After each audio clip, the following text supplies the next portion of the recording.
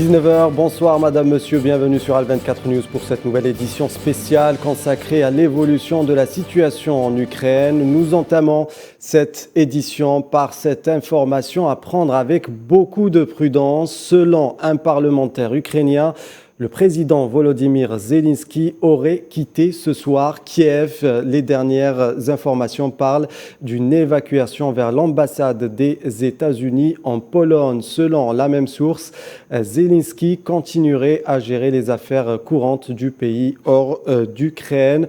On suivra avec beaucoup d'intérêt l'évolution de cette information les heures à venir lors de nos prochaines éditions. Le président ukrainien Volodymyr Zelensky qui appelle le monde à intensifier son aide militaire à l'Ukraine alors que les opérations russes s'intensifient, demandant que si l'Occident ne veut pas fermer le ciel, alors donnez-moi des avions. Так само, як зараз я прошу закрити небо.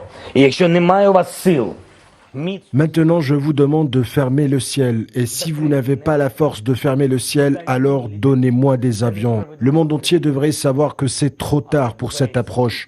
Et la question n'est pas de savoir si quelqu'un traite l'Ukraine bien ou mal. Je suis sûr que la plupart des gens, des nations et des dirigeants la traitent bien.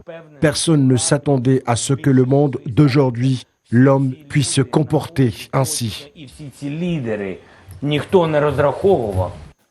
Et la réponse de l'OTAN n'a pas tardé. Les membres de l'OTAN ont rejeté ce vendredi la demande de Kiev de créer une zone d'exclusion aérienne en Ukraine pour éviter de se laisser entraîner dans le conflit, a déclaré le secrétaire général de l'Alliance, Jens Stoltenberg.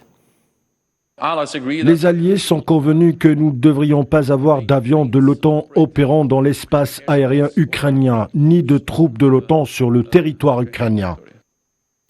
9e jour donc depuis le début de l'offensive russe en Ukraine et cette avancée de l'armée russe hier soir, elle a d'ailleurs pris le contrôle de la plus grande centrale nucléaire d'Europe, un endroit hautement stratégique pour la Russie.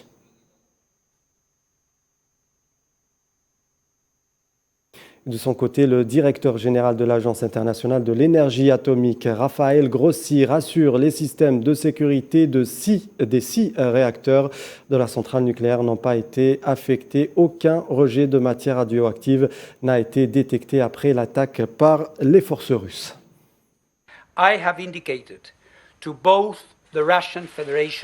J'ai indiqué à la Fédération de Russie et à l'Ukraine ma disponibilité et ma volonté de me rendre à Tchernobyl dès que possible, afin que ces 7 piliers cruciaux ne soient plus jamais compromis.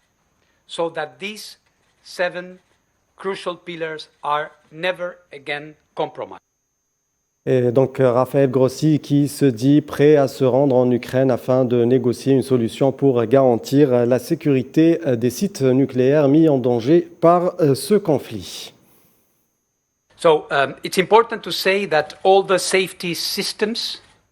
Il est important de dire que tous les systèmes de sécurité des 6 réacteurs de la centrale n'ont pas été affectés du tout et qu'il n'y a aucune émission de matière radioactive, aucun rejet de matière radioactive.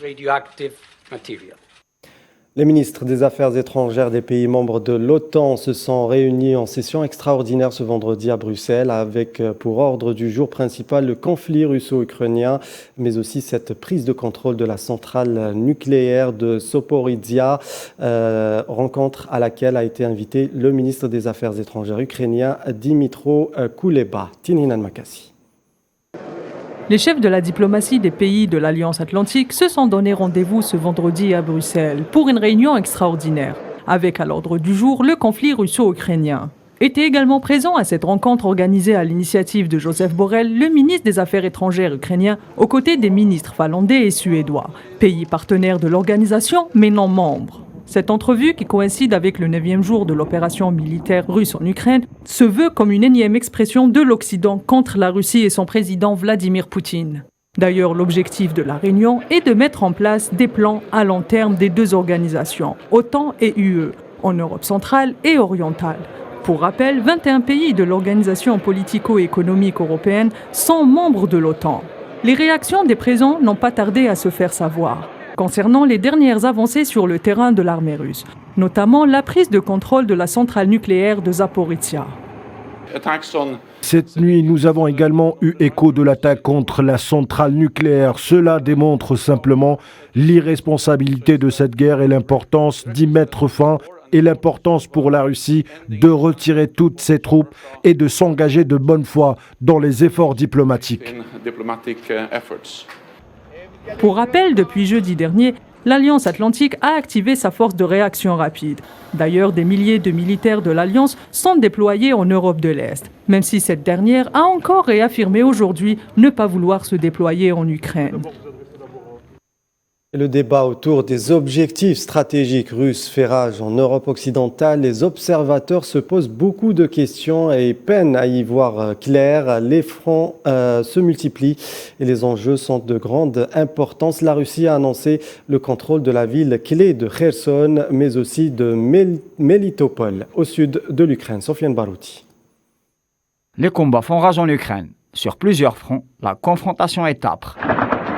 La ville de Kharkiv, centre urbain important dans la zone orientale, est l'une des régions les plus chaudes. De la banlieue au centre-ville, les frappes et les échanges de tirs sont réguliers. Des informations indiquent le sabotage d'un important gazoduc transitant par la ville. Dans ce sillage, le ministère de la Défense russe a déclaré que Zelensky avait perdu le contrôle des groupes de saboteurs composés principalement de mercenaires étrangers. L'Ukraine compte l'un des réseaux gaziers les plus importants du monde et son rôle est vital pour l'approvisionnement énergétique de l'Europe. Soumy, Chernigov, Kharkov et Mariupol sont en situation de détresse humanitaire, indique le même ministère de la Défense russe. Le front du Donbass est également une zone de combat de haute intensité. Les compositions militaires irrégulières des républiques autonomes sont appuyées par Moscou et avancent dans plusieurs directions. Mariupol voit une concentration importante de la force de feu russe et une résistance ukrainienne acharnée dans la défense de cette ville clé. Les forces russes ont annoncé pour leur part le contrôle de Melitopol. La mer d'Azov et surtout la mer Noire fait partie des enjeux importants. Nikolaïev et Odessa, principal port ukrainien, sont ciblés par des attaques principalement depuis le flanc sud, en partance de Crimée. Depuis le nord, Zhytomyr, à proximité de Kiev, cantonné sur son flanc occidental, est le théâtre de dures batailles. Les forces spéciales tchétchènes ont annoncé le contrôle d'une base militaire ukrainienne à proximité de la capitale. La Biélorussie pourrait aussi lancer une opération sur Kiev. En effet, 150 km seulement séparent la frontière de la capitale ukrainienne. À ce propos, Minsk et Moscou coordonnent leur action diplomatique et les négociations de Gomel se bornent à la discussion sur la situation humanitaire et de détails opérationnels entre les deux compositions militaires. Le Pentagone a annoncé l'ouverture d'un canal de communication entre le commandement américain pour l'Europe et le haut commandement russe, dans le souci d'éviter toute friction qui pourrait conduire à une confrontation entre les deux superpuissances nucléaires. Pour rappel, la Russie a annoncé l'activation de ses capacités de dissuasion et l'Ukraine compte 15 centrales nucléaires, dont certaines en pleine zone de combat. Les forces armées russes, qui en contrôlent deux pour le moment, ont exprimé leur souci de protéger l'infrastructure atomique afin d'éviter toute potentielle catastrophe radioactive. Le conflit n'en finit pas de monter en intensité et met clairement le vieux continent sur des charbons ardents. Au 9e jour de l'offensive russe en Ukraine, les forces ukrainiennes se préparent à faire face aux troupes russes de plus en plus proches de Kiev, au moment où les deux parties se sont entendues sur la mise en place d'un couloir humanitaire pour l'évacuation des civils. Amin Toutah. Des milliers de réfugiés aux portes de l'Europe. Le convoi militaire russe toujours à l'arrêt aux abords de la capitale Kiev. Tel est le constat de ce 9e jour du conflit russo-ukrainien. Le mouvement est de plus en plus dense sur les frontières entre l'Ukraine et la Pologne, où des ONG et les autorités d'accueil tentent de maîtriser le flux des réfugiés qui ne cesse d'augmenter. Le nombre de déplacés dépasserait les 4 millions dans les prochains jours, estime l'Organisation des Nations Unies. Pendant ce temps à Kiev et à chaque bombardement, les sirènes d'alarme ne cessent de retentir dans la capitale. À l'approche des blindés, les habitants de Kiev creusent des tranchées et montent des barricades qui serviront comme obstacle aux troupes russes. Un affrontement sur le terrain et des pourparlers en Biélorussie entre les deux parties. Ukrainiens et Russes se sont entendus sur la mise en place d'un espace humanitaire qui permettrait la sortie de civils en toute sécurité des zones de conflit. En ce 9e jour des opérations, la machine des sanctions économiques ne s'est pas arrêtée. Un moyen de pression internationale utilisé par les Occidentaux à l'encontre de Moscou et visant principalement les avoirs bancaires et les activités économiques russes. Et le ministère sénégalais des Affaires étrangères et des Sénégalais de l'extérieur a adressé jeudi à l'ambassadeur d'Ukraine à Dakar une note de protestation verbale après que l'ambassade ukrainienne dans la capitale sénégalaise ait initié un processus d'enrôlement de volontaires pour aider l'Ukraine contre l'offensive militaire russe. Le ministère a publié un communiqué en ce sens après avoir auditionné jeudi l'ambassadeur ukrainien aux fins de vérification et authentification du document publié sur la page Facebook de l'ambassade. L'ambassadeur a confirmé l'existence de l'appel et l'inscription de 36 candidats volontaires, a déploré le Sénégal.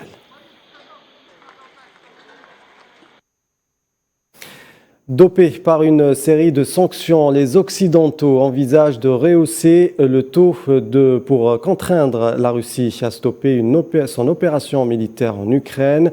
De nombreux observateurs se demandent sur la nature des nouvelles sanctions économiques contre le Kremlin. Précision de Mohamed Ouali Ben Chaban. La série de sanctions économiques des Occidentaux contre la Russie vise essentiellement les banques et les entreprises pour objectif de faire fléchir l'économie russe. La première catégorie des sanctions touche principalement le secteur bancaire, avec l'exclusion de la Russie du système SWIFT et entraîné une chute de 40% de la valeur du rouble russe. Les banques européennes ont été frappées en revanche de plein fouet. La Commerzbank et Deutsche Bank ont perdu 7,3%, tandis que Société Générale et BNP accusent 8,5 et 9,7% de repli. Pour croiser le fer avec ces sanctions, le Kremlin annonce des contre-mesures. L'éviction de SWIFT ont conduit les banques russes vers le système de paiement interbancaire transfrontalier CIPS, développé par la Chine. Ce système de paiement est principalement utilisé pour régler les crédits internationaux en yuan. En 2021, le système chinois a traité environ 80 000 milliards de yuan, l'équivalent de 12 680 milliards de dollars. L'énergie reste néanmoins épargnée par les sanctions. Les Européens ne savent pas s'en passer. 40% de leurs importations gazières en dépendent. Les Occidentaux, déjà préoccupés par le retour de l'inflation, veulent à tout prix éviter un choc énergétique majeur qui serait dévastateur pour leurs économies. D'ailleurs, les bourses ont réagi négativement, accusant des chutes diverses et même l'indice européen s'en est trouvé affecté. L'avenir est lourdement plombé avec la crainte d'une flambée générale des prix de l'énergie, surtout si de nouvelles sanctions sont appliquées de part et d'autre. Toujours concernant les sanctions, la présidente de la Commission européenne, Ursula von der Leyen, prévient que l'Union européenne est prête à adopter de nouvelles sanctions sévères si Vladimir Poutine, le président russe, n'arrête pas la guerre qu'il a déclenchée. Et en parlant toujours de sanctions, les États-Unis vont en imposer de nouvelles aux oligarques russes, notamment une interdiction de voyager sur le territoire, annonce le président américain Joe Biden lors d'une réunion du cabinet à la Maison-Blanche. Aujourd'hui, j'annonce que nous ajoutons des dizaines de noms à la liste, dont celui de l'un des milliardaires les plus riches de Russie. Et j'interdis les voyages en Amérique à plus de 50 oligarques russes, à leurs familles, à leurs proches collaborateurs. La Chambre basse du Parlement russe, de son côté, adopte à l'unanimité un amendement prévoyant diverses peines pouvant aller jusqu'à 15 ans de prison en cas de propagation d'informations visant à discréditer les forces armées russes. Un autre amendement adopté ce vendredi prévoit aussi des sanctions pour les appels à imposer des sanctions à la Russie.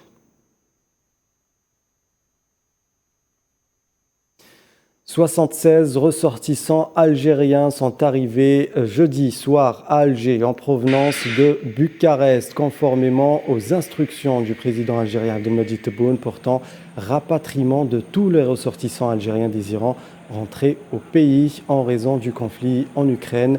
Ils ont été accueillis à leur arrivée à l'aéroport international d'Alger à bord d'un vol de la compagnie algérienne d'Air Algérie par le ministre des Affaires étrangères de la communauté nationale à l'étranger, Ramtan Lamamra.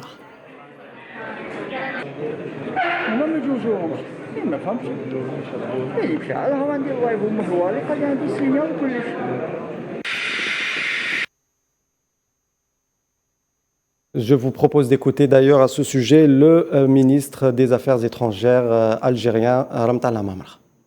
بعض المواطنين وصلوا للعواصم هذه بوكارست ولا ولكن ما قرروش انه يدخلوا في الرحله هذه. Des ressortissants algériens sont arrivés à Bucarest, mais ils ont décidé de ne pas rallier Alger via ce vol. Et pourtant, il y avait moyen qu'ils rentrent.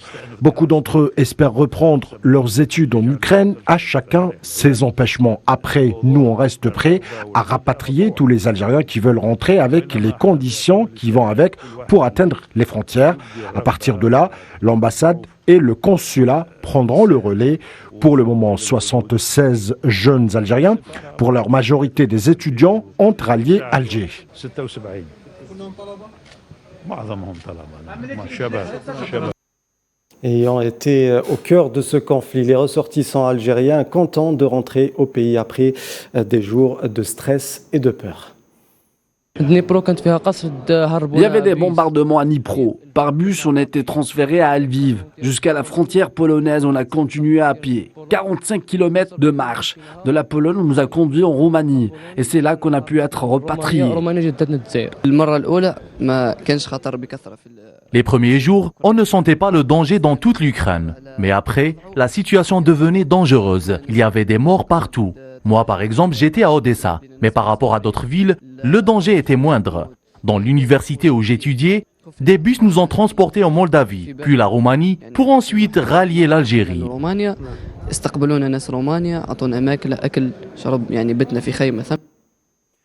Menace de boycott, tension entre athlètes, exclusion au dernier moment des sportifs russes et biélorusses. Les Jeux paralympiques d'hiver de Pékin se sont ouverts ce vendredi dans un climat tendu par la guerre en Ukraine. Faisal Saleh.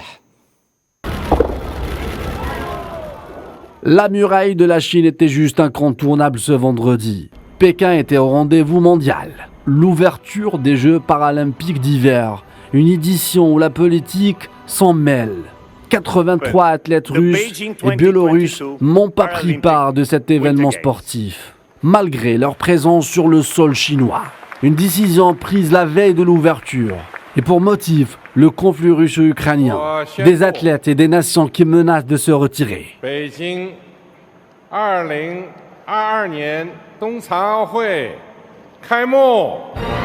Les Jeux sont officiellement ouverts au stade national de Pékin, avec la présence du président chinois Xi Jinping.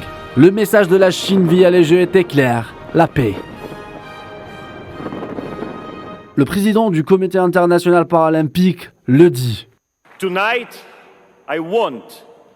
Ce soir, je veux et je dois commencer par un message de paix. Étant chef d'une organisation où la diversité s'impose, je suis terrifié de ce qui se passe aujourd'hui dans le monde. Le 21e siècle est pour le dialogue et la diplomatie, et non pas pour la guerre et la haine. Les Jeux paralympiques d'hiver de Pékin se déroulent jusqu'au 13 mars. Les athlètes participent à 78 épreuves dans 6 sports. Ski alpin, ski de fond, biathlon, snowboard, para-hockey sur glace et curling en fauteuil roulant. Ces épreuves se déroulent sur 6 sites dans les 3 ans de compétition de Pékin, Yongqing et Zhangjiakou. Un rendez-vous olympique marqué par un contexte international tendu.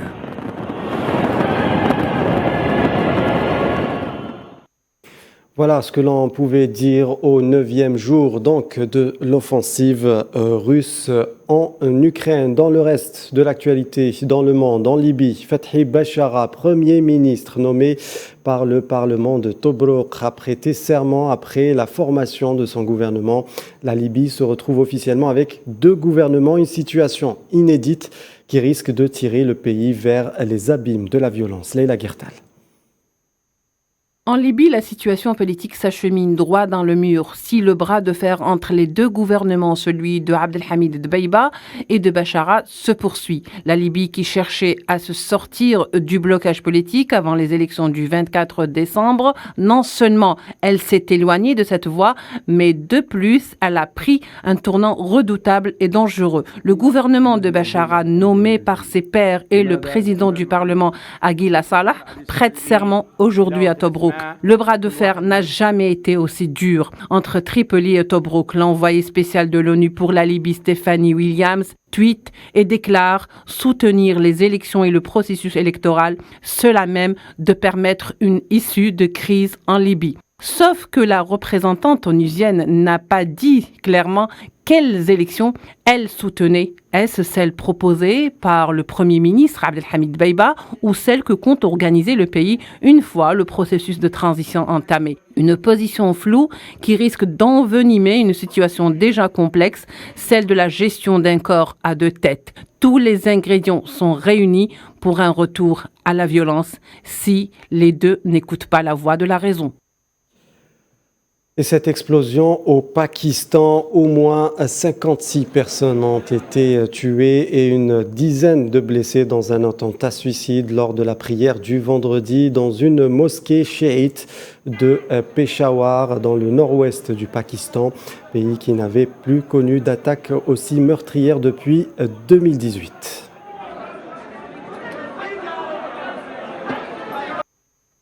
Pékin critique l'appel de l'ancien secrétaire d'État américain Mike Pompeo qui pour que les États-Unis reconnaissent Taïwan comme un pays libre et souverain lors d'une récente visite sur l'île. Et les délires et les absurdités de ce genre de personnes ne prévaudront jamais, déclare le porte-parole du ministère chinois des Affaires étrangères Wang Wenbin aux journalistes lors d'un point de presse régulier.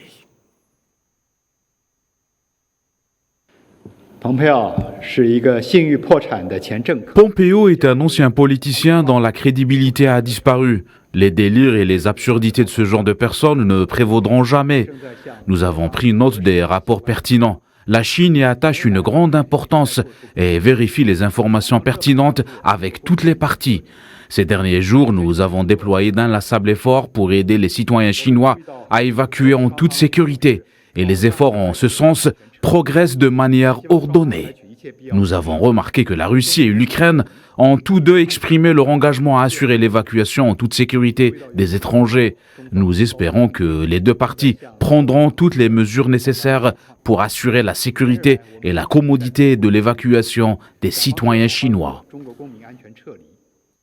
Direction l'Espagne pour le WMC 2022, le salon international de la téléphonie mobile qui s'est tenu à Barcelone. Huawei Télécommunications Algérie et Algeria Venture ont exprimé leur volonté de conclure un partenariat et une coopération pour le développement de l'écosystème d'innovation technologique et des structures d'appui au domaine des TIC, du cloud, de l'innovation et des métiers connexes. Aujourd'hui, ça va nous permettre donc de mettre en avant les startups algériennes, les connecter au monde international et leur offrir d'autres opportunités de financement et d'investissement. Ça a été possible grâce au partenariat qui a été signé l'année passée avec notre partenaire Huawei Algérie. Je suis très ravi que ce stand puisse représenter les startups algériennes, puisse mettre en exergue le potentiel qu'il y a en Algérie, parce qu'il y en a vraiment. Et cette initiative de Huawei, elle vient en marge de la coopération du partenariat qui a été signé en Algérie. Donc c'est notre contribution et notre façon de booster un petit peu l'écosystème des startups. Culture à présent, direction le Tchad. Depuis plusieurs années, le comédien Bonaventure Madit Obangar organise dans les rues de la capitale tchadienne N'Djamena des lectures théâtrales pour amener la culture dans les quartiers populaires. Pieds nus, assis sur une pile de briques, le comédien déclame des textes d'auteurs, le plus souvent tchadiens, mais aussi du continent africain. Voilà un peu l'univers de Nimrod me prendrait en otage. Et alors, je risquerais bien d'être un peu fêlé, quoique. Est-on jamais à l'abri de la fêlure de la folie? Elle voit Et depuis 45 ans, j'y associe le livre quand je joue à l'écrivain. La guitare quand je m'amuse à faire le musicien. Peuple, ces rendez-vous-là ne peut être que celui de la folie. Le Tchad est un gâchis. Par notre faute à nous tous. C'est tort comme étant des chenilles dans une calebasse où on aurait jeté le cendre brûlant. Que la culture doit être accessible à tout le monde. Si on veut avoir un monde merveilleux, un monde harmonieux, il faudrait que tout le monde soit axé sur les mêmes dimensions pour pouvoir rêver ensemble. Et sans culture, on ne peut pas se permettre de pouvoir amorcer un développement. Et pour amorcer l'étape de développement, il faut convier tout le monde à réfléchir ensemble. Mais le Koundou, ça fait partie de moi, c'est mon identité, ça accompagne la musicalité. Et ce qui est beau dans le théâtre, on ne le fait pas seul. Le théâtre convoque d'autres disciplines. Et notre regard aussi vient enrichir ce que je fais dans le théâtre. Donc ça devient une complicité et en même temps aussi, ça porte cette identité où tout le monde se reconnaît à l'intérieur au fait. Fin de ce journal, merci de nous avoir prêté attention. Tout de suite, ne manquez pas la météo présentée par Amalamzienne Zitouni. Demain, c'est Fatma Mhani qui vous donne rendez-vous pour l'édition de 19h. Excellente soirée à tous, restez fidèles à Al 24 News.